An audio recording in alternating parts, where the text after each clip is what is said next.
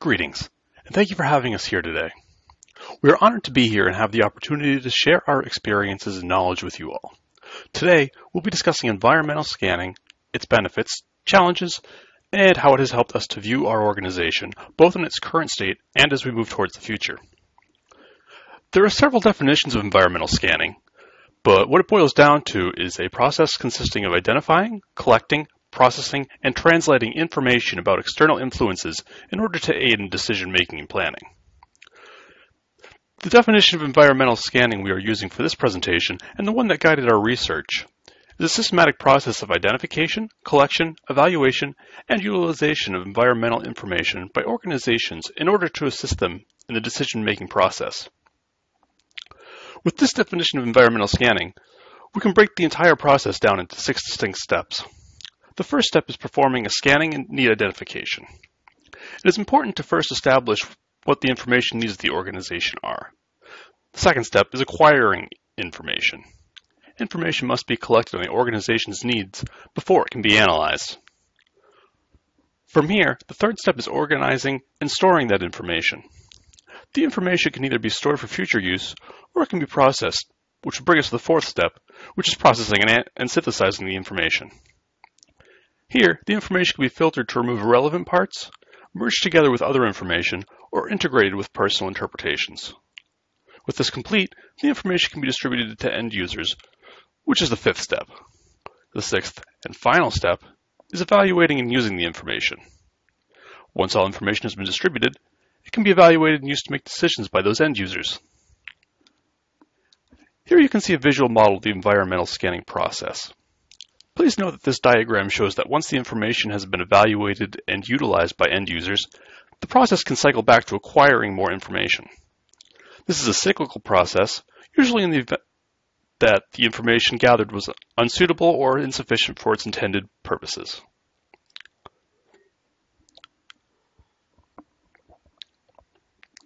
There are 3 different modes of environmental scanning. What this means is that there are 3 different ways to go about performing the environmental scan.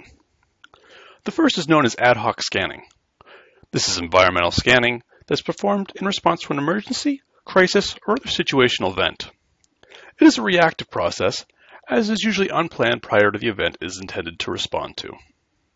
Then there is regular scanning, which is environmental scanning scheduled at regular intervals.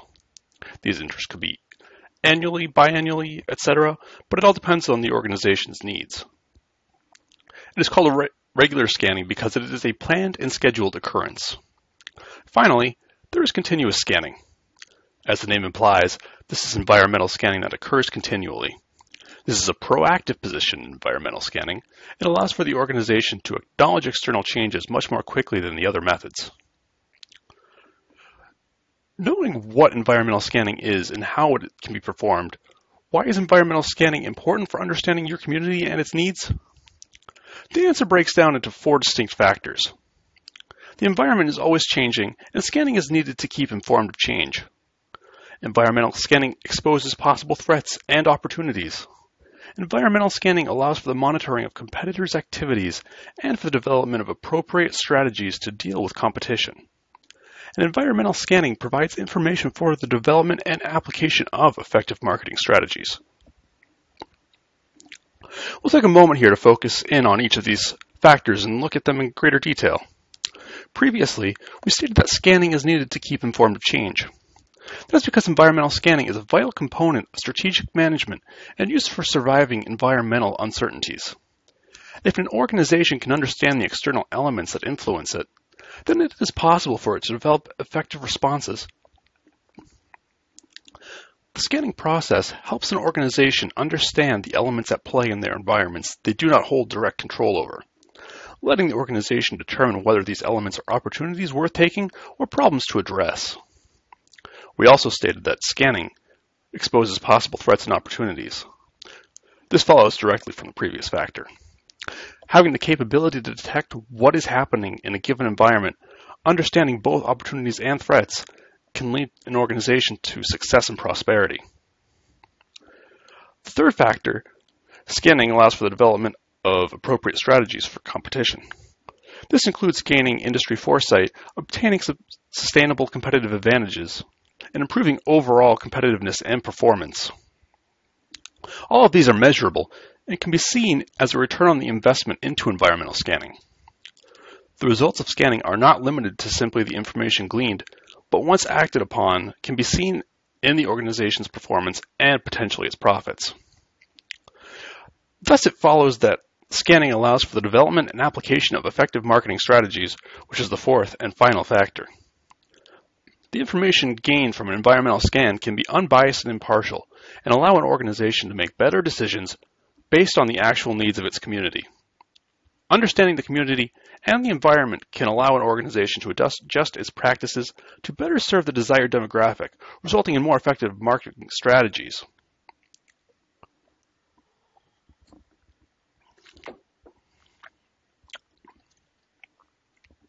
Ultimately, environmental scanning can lead to three major results: improved decision-making, enhanced efficiency, and competitive advantages.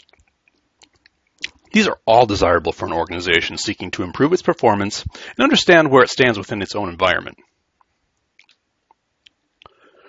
When we performed our own environmental scan at Mendelssohn Library, we first sought out a model to base our scan on. One of the models we discovered is known as DAF's model. This model states that senior managers' perceived strategic uncertainty would determine the scanning frequency and mode. Although this model is the most widely adopted theoretical foundation of study on the relationship between uncertainty and environmental scanning, it does not account for the big picture when it comes to gathering information in an organization. We instead opted for a refined model outlined by Zhang, Majid, and Fu. The refined model they proposed in their 2010 article is based on a formal six-step environmental scanning process conducted to fulfill top management's needs for strategic decision-making. The 6 steps outlined in this refined model are the same 6 steps we discussed earlier. As a refresher, they are as follows. First, a scanning needs identification is performed. Then, information acquisition. This is followed by information processing and synthesizing. The 4th step is organizing and storing information. Next comes information distribution, and then lastly, information evaluation and use. In the refined model, throughout this process, both the senior manager and employees interact in each step to complete the scan. Cooperation is required on multiple levels and allows for more complete overall coverage when performing the scan. The advantages using the refined model over the DAF model brings are greater control over the entire scanning process. Senior managers are able to adjust the scanning frequency and rate of importance for each step according to their perceived strategic uncertainty level and perceptions towards the participants' overall level of related information literacy skills. What this means is that senior managers are able to adjust and make changes during the scanning process based on the personnel involved in performing the scan. And finally, the refined model allows for self-efficacy of employees participating in the scanning process, which in turn provides motivation for participants to continue with their individual scanning tasks. However, along with the advantages brought from utilizing the refined model, there are also some challenges involved. First, self-efficacy can be a challenge because if participants do not believe themselves to be capable of their assigned activity, they will not be moved to act appropriately and could potentially drop out of the process as a result. Secondly, the refined model only takes into account the perceived information literacy skills of the participants rather than their actual skills. This could mean that the skill levels of the participants involved are lower than expected, causing a delay in the scan due to insufficient knowledge on the part of the individuals responsible for performing it.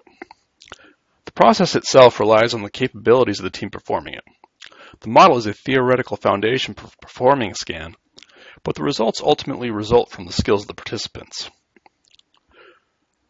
Moving on to the results of the scan we performed in 2013 for the Mendelssohn Library, we focused our scan on 4 distinct areas. We wanted to look at our community's demographics, technical advances, searching behavior in the internet, and overall user needs and wants. We'll take a few moments here to delve into specifics on each of these categories and what we found concerning them.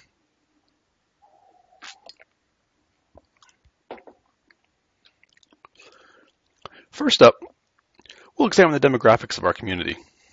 Over the past 10 years, the population of our community has shifted to a more diverse population. Baby boomers, defined as individuals born between 1943 and 1964, are the majority of our population, with Generation X, defined as individuals born between 1965 and 1979, gaining population density. The millennials, born between 1980 and 1999, are the fastest growing demographic and will be overtaking the other two generations within the next 10 years. The economy is improving, which is affording individuals the ability to have more disposable income than they did in the past 2 decades.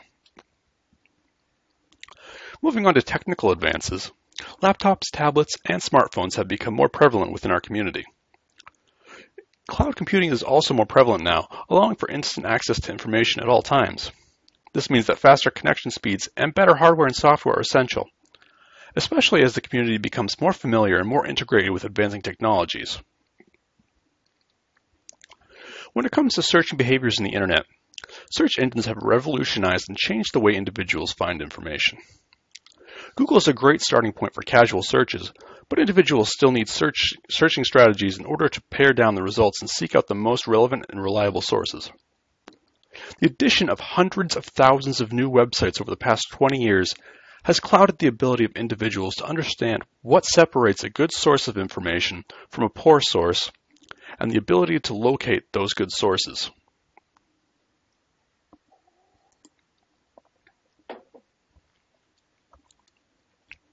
With respect to the overall user needs and wants within our community, we see that our users want collaborative spaces. The ability for the library to provide space for group meetings came up several times during the scan. The community also wants computers with internet access. Although many users have residential internet access, they would also like to have the ability to readily access computers and the internet within the library with improved speeds. There is also a need for librarians who are willing to share their knowledge. Our scan indicates that user education is both desired by the surrounding community and essential to supporting it. Contrasting the need for collaborative spaces, there is also a need for space designated for relaxation. Our scan shows that users would frequent the library more often and stay longer if cafe services were available within the building. Examining where we stand with respect to our current status, we have a large number of successes we can pinpoint thanks to this environmental scan. We see that our library offerings for baby boomers, our largest demographic, are a great success. We continue to strongly support the largest demographic we serve, offering programs and materials specifically targeting them. We also provide them with a friendly service and helpful information they've come to expect from our organization. At the same time, we see that we are also adapting to new populations well. We are currently amping up our offerings for our growing populations, including offering more materials and programs targeted towards millennials, our fastest growing demographic. We also continue our efforts to support the technological side of the library with newer technology offerings, while continuing to build our physical materials collections that the older generations are more familiar with. We are moving forward with technology. We are actively developing an online presence through social media. We are reaching out through new technology platforms that are engaging members of our community. Within the library itself, we are updating library systems and technology offerings as they become more prevalent and as our budget allows. We are already responding to the needs and wants of our community even before we performed an environmental scan, but now we know this is the desired route for our library to take, and we will do so as we are able to. Our offerings for instructional programs are also a great success for us. We are connecting with members of our community through our educational library instruction. We offer many computer literacy programs across all of our demographics. That said, we are not limited to only computer literacy instruction. We also host educational programs on life skills, such as resume creation and job searching. The programs we offer are balanced on what the community needs and what the community wants. For all of our successes, there are some challenges we still face. We need to adapt our library for the millennials. This is our fastest growing demographic, and they are very adept in their ability to use technology and highly integrated with it. We must increase the variety and capabilities of our technological offerings. However, this must be balanced with the needs of the baby boomer demographic, as they have distinctly different needs and are still our largest demographic. Similarly, we must be able to balance our library space. We have a demand for increasing library space allocated for gatherings and events, but also a demand for quiet and relaxing library space. Concerning the technology in our library, we find that we need to develop library materials specifically for mobile platforms. These mobile platforms are currently seeing increased usage, particularly among the younger members of our community, but they also are expensive in terms of cost and personnel to develop. Along with that, we need to make sure that we are able to ensure privacy with information access, as that is an important issue with a growing portion of our community. The current state of public knowledge on information retrieval is a challenge itself. We must increase our efforts in educating our community in proper search behaviors. Along with this, we must inform them of the benefits stemming from effective searching.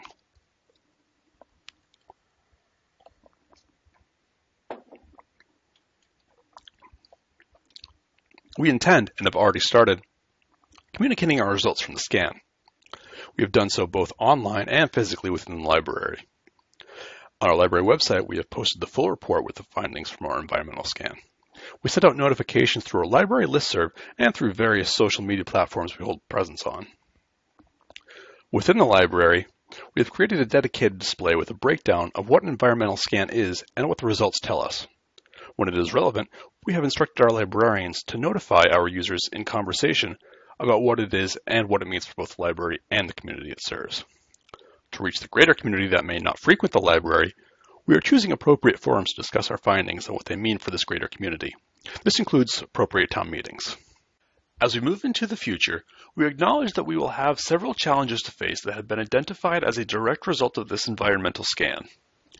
With respect to our budget, we will have to find a balance between what is desired of the library and what we are physically capable of offering. We will have to adapt our financial capabilities. Our budgets are not set in stone, and we must be adaptable when fiscal alterations occur. Our librarians themselves must also be adaptable. Adaptable in the sense that they must be willing to acknowledge new ways of thinking and maintain the ability to keep up with new technological developments. Technology itself is a challenge. Libraries compete with information access technology to some degree, mostly in the eyes of the public. Information access technology is accessible readily residentially in forms such as Google and Yahoo, and our library must inform its community on how to make use of these tools. Current technologies and future technologies must be adopted by the library as they are adopted by the community. Our younger demographics are very adept with the current technologies and have indicated that this is something they want to see more of within the library. Public relations with the community is another challenge the library will face in the future. The public must feel a connection with the library, both as an institution and as a potential means of access to information. The library must remain relevant to users and serve users adequately. Going forward, we see that we are likely to have future successes on several fronts. Our community outreach efforts are already phenomenal, and we plan to continue them. We seek to give the community, the individual library visitor, and entire user groups the attention they need.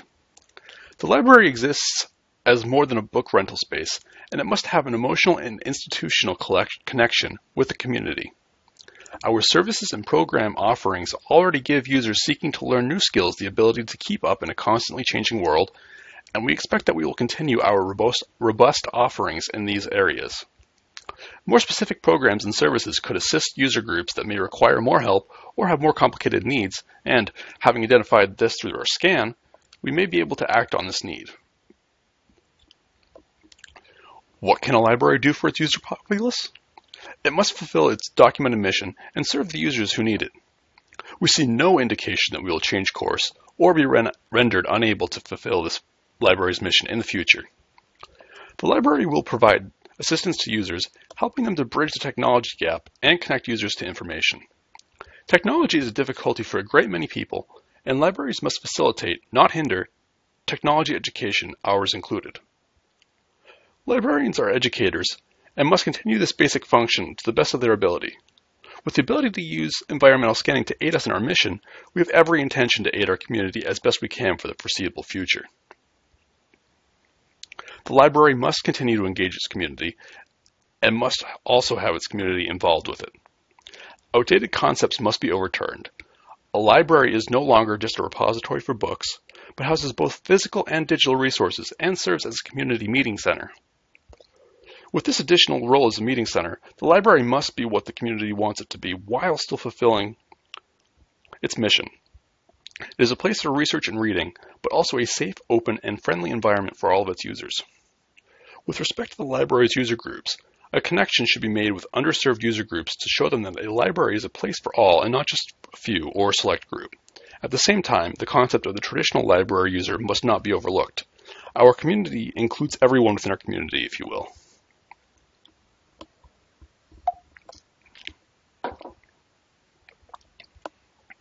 All of these concepts, all of these directions where we want to take our library, knowing where our library currently stands in its community, we owe them to our efforts in performing environmental scanning. This process has helped us to see not only where we stand right now, but where we want to go and where we should go. This is a process not just for our library, but is applicable to any organization. We thank you, Acme Rotary Club, for having us here today and allowing us to speak of the great successes we found in the environmental scanning process. Thank you.